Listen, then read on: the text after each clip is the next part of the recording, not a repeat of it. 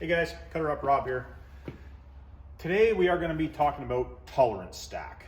For you guys that have never, I don't know if you guys have never put an engine together or if you're going to put an engine together. If you've put a few together, not measured everything, and didn't have problems, then okay. Some engines you don't have problems with, some you do.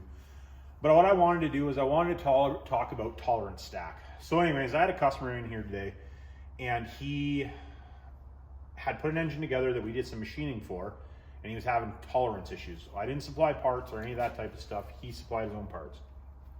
Anyways, I had some questions for him. He didn't know the answer, and he had never heard a tolerance stack before. Now, there's a couple guys that have done videos on this before that did a pretty good job, but I thought I would do my rendition of it, I guess. Anyways, let's get after it here. If you guys find value, please hit the like, the subscribe, and the notification button. Keep you updated on what I got on the go. Please do that. That'd be muchly appreciated. Anyways, let's get on to the show here. So talking about tolerance stack. So this is for a all aluminum, I shouldn't say all, yeah, I guess all aluminum LS 5.3. I don't think they call it a 5, they don't call it an LS, I don't think. Maybe they do. What's it called here? It is called an LC9. Be out of a 2006-2014 Silverado. Apparently, that's one of the things that can come in other stuff, I would imagine, but not a huge Chevy guy. So, anyways, let me know down in the comments if you know everything that come in. Anyways, apparently a pretty sought after engine for doing swaps and stuff because all aluminum's light. Anyways, talking about tolerance stack, and somebody actually had mentioned something about. I did a video on surfacing head. With a belt sander. I don't know if you guys seen that. If you haven't, here I'll put a link above. Just kind of a little spoof quick video kind of idea. It was something fun kind of idea. But anyways, talking about tolerance stack and what tolerance stack is. If you have more than one piece going together, like your main bore and your block, your connecting rod main journal, and now your oil clearance. Now the bearings are you can swap bearings around, but we're not talking about that yet. So on this engine, you are allowed, you guys will be able to see this, I'll zoom in as best I can here. You're allowed 0.8 of a thou, so 8/10, to 2.1 tenths, so 2.1 thou, basically, for oil clearance. And that's fine. Lots of guys will run more than that in these if you're winging them high RPM, you're running heavier oil. But this is stock. We're just talking a stock engine. But even still, you still need to pay attention to tolerance stack when doing this, especially if the crankshaft has been ground or the main bore has been touched. Talking about the main journal side of things, or even same with rods, but we'll do that in a second. So talking about this. So this is what they recommend for oil clearance. I personally think 0.8 or 8/10. I shouldn't say 0.8. 8/10 is too tight. I like to have them at least 1.5 thou to 2 thou. But nonetheless, spec is 8/10 minimum size. So if you take your main journal size on this, your range is 1 thou. So you're 1 thou tight or big on your main bore size. So as long as it's round, that's you're allowed 1 thou variance between the two. So if you take that thou, the thou range here, so 1 thou for your range. Oh, sorry guys. Too many zeros. Worried about my marker dying here apparently. Have to keep it capped. So we got 1 thou clearance. So you can be on the big side here, right? 1 thou. And then on your main diameter bore, you can be within spec, like still within spec, right? Still within spec if the main diameter on the small side, because the bigger on your main bore diameter, you're going to be larger. So if you're talking your journal size, that's going to be your OD, and this is going to be the ID, right? So that's inside the block, your block dimension on the inside. So depending on which way you go. But if you go from on this, so it can be on the tight side, let's say, versus on the loose side, you could be taking away, so you're 9/1, you're 5/10. So if you take that and add them up, that's 1.5 thou. So if you're on the big side on your main journal and the tight side on your main, that's 1.5 thou, right? And that's, both of these are in spec. Like this isn't, there's nothing wrong with these specs, but that's where the tolerance stat comes into play. So now you, on this particular one, let's say you're on the tight side of both, now you've lost 1.5 thou in there on what you figured that was, right? So if that's the case, if you go, oh, well, my oil clearance should be 0.8 to 2.1, and let's say your even if you say, you know, you measure it and go, oh, well, everything's within spec, and the bearings are just a little on the tight side, a little on the big side, because not all bearings are exactly the same size, and you're a little bit on the tight side. So on this, you potentially could have, no clearance when it comes down to it. Well, let's say even if you got lucky and the bearings were in the middle of the range where they could be. Bearings, like I said, are usually the same size, but not always. When you're talking this type of tolerance, and you're on the big side of this, so if you're on the small side, you potentially could have an extra 1.5 thou, but on these ones you're not. You're the other way around. So now you could be negative 0.8 with this setup very easily by the bearings, and that's the reason you need to check. So just because, like, we measure everything, we measure the main bore, and the main bore is within spec on the small side, the crankshaft is in spec on the big side. Or if you're taking it to two different shops, let's say you take your crankshaft to have ground, and the crankshaft is ground 10-10, so 10 rod, 10 main, and there is now a range. There's that 1 thou range, right? Let's say they grind it 0.2 bigger on the range, or 0.2 smaller. A little extra oil clearance usually doesn't hurt anything, to a certain point, obviously. But you have to be careful with that, because if you just take it and stuff it together and think, oh, well, I'm good here, but when that engine was put together the first time, or the bearings that are used, if they went in the middle of the range that they classify for bearing clearance or bearing spec, because they're not all the same size, if you're not checking this, you could be in the negative, or you could have, 0.6, which is not, I don't think 0.8 is enough, but you could be 0.6, you could be 0.5, you could be 0.3, or you could be in the negative, real easy. Rod, the exact same thing. So it's the same process, or same idea, right, for this. But one thing you need to watch about your rods is two things on the rods.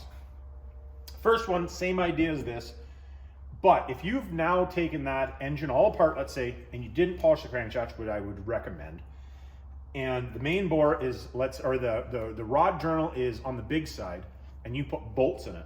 Lots of times those rods won't be round, even if you don't put bolts in it. You use the original rods, or the original bolts, those rods are not round anymore. So what happens with that is, instead of it being perfectly, if it's perfectly round, like this, obviously my circle is not perfect, but versus if you have it more like, I'm going to exaggerate it, but if it's like this, and that's what happens is they go out of round, right? Basically what happens, if instead of the oil having a nice good layer all the way around, I wish I had a different color, but I don't. This is the oil. What happens is now the oil's lots here, none here. So they put them out, it just puts rods out of round. I'll do a video about it. Next set of rods that I do myself personally, I'll show you what I mean. You put rod bearings in it, they go out around. I don't know how else to explain it. Lots of guys do it and they get away with it. You can, if you do a bigger oil, an extra thou oil clearance, you get away with it because now the gap is bigger. But your oil clearance there again is only 0.9 to 2.5. So if that rod originally, let's say you take it apart and you put new bolts in it and you put bearings in it that don't have an extra thou, and they were at 0.9, and now the rod is out around, let's say 0.5, now you only got 0.4 in certain spots. So you're going to get bearing wear, bearing issues, or it might not turn at all. Hence the problem the customer was having today. He couldn't get it to roll over at all. Come to find out, the problem was two of the bearing shells that he had were actually 2 thou bigger than the rest. But if he wouldn't have had, you know, if it would have had enough clearance to turn, he would have put it together, killed the motor. That would have sucked. So, but something else, on the tolerance stack side, I wanted to talk to you was about head stuff. So, lots of guys say, oh, I don't need, my heads look perfect, I don't need to surface them. And the spec on these is 4 thou. So, your head warpage is 4 thou, okay? That's what you're allowed to have. I personally do not like any, I surface all heads, myself personally. The reason for that, and lots of guys, like, you can clean them up, you can sand them off with a block. I've showed videos how to do that. You can do that. What happens with the head is the heads, lots of times they'll banana, like I call them banana, like this, right? Or like banana the opposite way. Obviously, they're not gonna be that bad, exaggerating. Lots of times they'll do that, but also what they do is they go from corner to corner. So if you take the head, it's perfectly square, let's say. What happens is these two corners are gonna be low and these two corners are gonna be high. So 2 issues with it like this, how I look at it. So if you have a 4 thou warp in it, which still isn't spec, these bolts, the reason you start in the middle of a head is because if it's warped a little bit, then you push the head down, pushes the head gasket out evenly. That's the actual reason.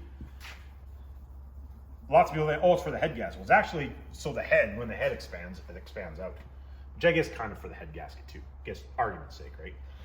But if you take that 4 thou, let's say and that's within spec. You're allowed to be within spec 4 thou. The issue, how I look at it, is the block, spec on this one, 0. 0 thou. You are not allowed to have warpage in the block. I have never, ever surfaced a block that was perfect. They all have a twist somehow, or they have a low spot. Always. So I've never seen one that's had 0, that's had 0, as I erase my mark here, hasn't had no warpage in it. So if you take that block, let's say that block has a 4 thou warp in it. So the block, this is the head, and then the block, if I knew how to spell, the block has a 4 thou warp in it. It's not out of the common, or even a low spot. It could have a low spot on one end, whatever it may be. So you take that, yeah, the head's in spec, right? Block's not in spec, which nobody ever fixes, unless you're rebuilding the block, rebuilding the engine, we surface the block. But, so that head's now got 4 thou. Block's not supposed to have any, it's got 4 thou. Put those two together, now you got 8 thou warpage. So, 2 issues with that. One, you're way out of spec. You're double what you should be spec-wise. And lots of times 4 thou, they're more than 4 thou out usually. Because it's hard to, I've shown it in videos, but it's hard to show, you know, you do it with a straight edge and it gets you close, it gives you an idea, but you put it on the surfacer, even a head that you check and there's no, you put it on the surfacer and there is always a low spot or a little tiny bit of a twist and it's really hard to measure a twist. So anyways, that's the reason I do that. But, so if you got that 8 thou, the issue that I have with the 8 thou, and don't get me wrong, lots of guys jam these things together, they cook them, jam together, and they work. 100%, I can't argue with you on that. But if you have a bolt, let's say the block is warped this way, and you have the head is warped this way, right? And you take the bolts. These are the bolts. Obviously too many bolts, but give you an idea. You take the bolt, and you take the bolt, tighten the bolt down, sandwich those 2 pieces together, right? Make them flat again, right? With your bolts in there. How much force is it taking, how much tensile strength, I guess, is it taking for those bolts just to hold the head straight? So you're taking tensile strength away from your bolt to hold the head straight instead of holding the head to the head gasket, or the head to the block, basically holding the head gasket tight. So if you have that huge warp in there, you can't tell me that you're not taking strength away from your head gasket, because now you're using so much tensile strength to hold the head flat. That's how I look at it. So the reason that, like I said, I always recommend if you're doing head gasket, you blew a head gasket, something like that, to get the head done, if you got, the block has a 4 thou twist in it, whatever it may be, if you surface this, and now this is 0, this is now 0, right? Now this is not 8 thou anymore, it's only 4 thou. And I would much rather have those bolts trying to hold 4 thou out of flat than 8 thou out of flat, because the head and the block are never warped the same way. I don't know why that is, if it's heat cycling or whatever it may be. So that's the reason that I always recommend, especially like if you get longer engines like the B series Cummins and all that stuff, those heads are super long, you'll get a 10 thou warp in the middle. So if you don't, even if you hit it with a sanding block, the sanding blocks that I have, you hit it with that sanding block, the block isn't long enough. You're fixing the surface, but you're not fixing that in it. You can't fix that with a sanding block, especially on a long head. A shorter head, if you have a long enough sanding block, yes, you can fix it. You don't get the surface finish you're supposed to have, but I've had guys that have swore up and down, I can make it as good as doing it on the head surfacing machine. And we use basically it's like a diamond cutter on the head surfacer. And that makes a super, super nice finish. And they're super flat. I've had arguments, guys. I tried it. I've done all that type of stuff. I had a guy that actually did one. He spent 4.5 hours blocking the head. And I said to him, I said, you bring me the head, I'll do it right in front of you. I'll surface it for free. We had to take 6.5 thou off of that head to make it flat. And he spent all that time doing it. So I realize not everybody's got the money to spend to do it. I understand that. If you're just trying to get by, don't get me wrong. You can do it, get away with it, especially if it's not a high performance engine. But what's 4 hours of your time worth? You know, like you spend a whole day doing it, and now let's say you started, it was 4 thou. You spend all day block sanding that thing. Now it's 6 thou, 6.5 thou. You would have been further ahead just to quickly clean it up with some Scotch-Brite stuff back on. You actually made it worse. So anyways, that's another thing. Small end of rod. So if you have a floating piston, or a floating pin, on your rod, lots of guys don't check this, and you have to check this. Well, you don't have to, I guess, if you don't want to, but anyways, we always check it. And this is talking the oil clearance on the rod. So it's 3/10 to 8/10 of a thou. Not very much oil clearance. Lots of times we see guys come in and they'll have a little knock or something like that kind of idea, just rebuilt it, whatever it may be. And this will be 1.5 thou or 2.5 thou clearance in here. So that's the clearance between the little end of the pin on the rod and the wrist pin on the piston. And if you're reusing pistons, the rods do wear. Don't kid yourself. They do wear. Same with the pin wears, or the bushing wears. If you have 2 thou clearance, 2.5 thou clearance there, race engines, different story. We're talking stock, or even like modest horsepower. Basically, look at it. If you have 8/10, 3/10, that's basically supposed to fill with oil. So there's basically no clearance there because the oil fills it, right? It's not fed, but the oil's sprayed up in there, splashes up in there, and it keeps the oil film, fills that gap. If you have 2.5/10, because there's no oil fed to it, right? That's the issue, no oil fed to it. If it was a fed, it'd be a different story. But non-fed, if you have 2.5 thou on it, look at it this way. The piston is being shoved down. It gets to a certain point, the crankshaft pulls it down, shoves it back up. So every time it does that, it goes bang, and then it goes the other way, bang. So basically, it's going to, in turn, beat that bushing out of it. With no clearance there, the oil takes up that little tiny bit of clearance, that 3/10 to 8/10. The oil takes that clearance. There's no oil, or no clearance there.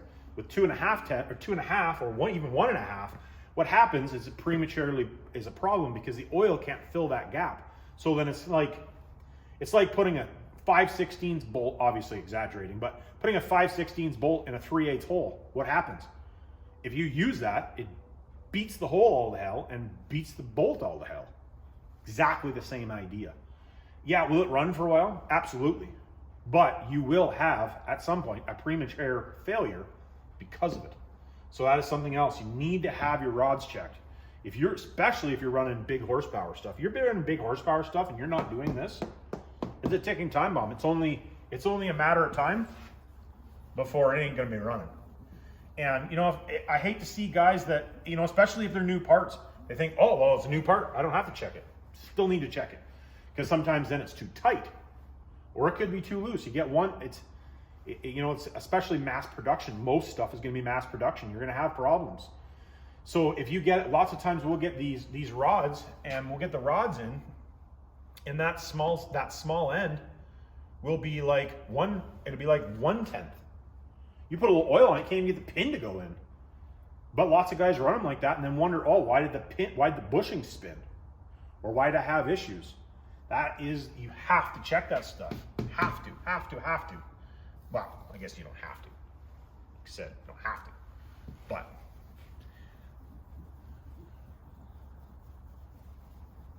anyways, if you've seen value in this video, please like, subscribe, hit me down in the comments, hit the notification bell, and we'll catch you on the next one. And remember, it's not rocket science.